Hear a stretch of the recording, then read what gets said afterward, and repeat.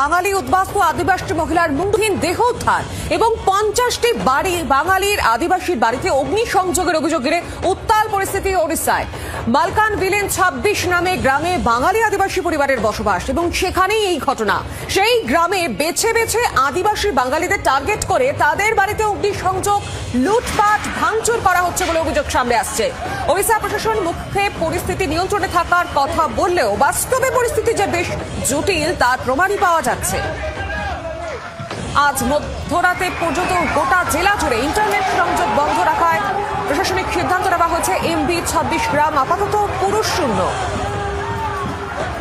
উত্তপ্ত পরিস্থিতি ওড়িশার সেই ছবি জি 24 ঘন্টার পর্দায় তুলে ধরছি আপনাদের সামনে। বেছে বেছে আদিবাসী বাঙালিদের টার্গেট করা হচ্ছে বলে অভিযোগ সামনে আসছে। কেন্দ্রীয় আদর্শ সেনা মোতায়েনের দাবি উঠছে আদিবাসী বাঙালিদের তরফ থেকে।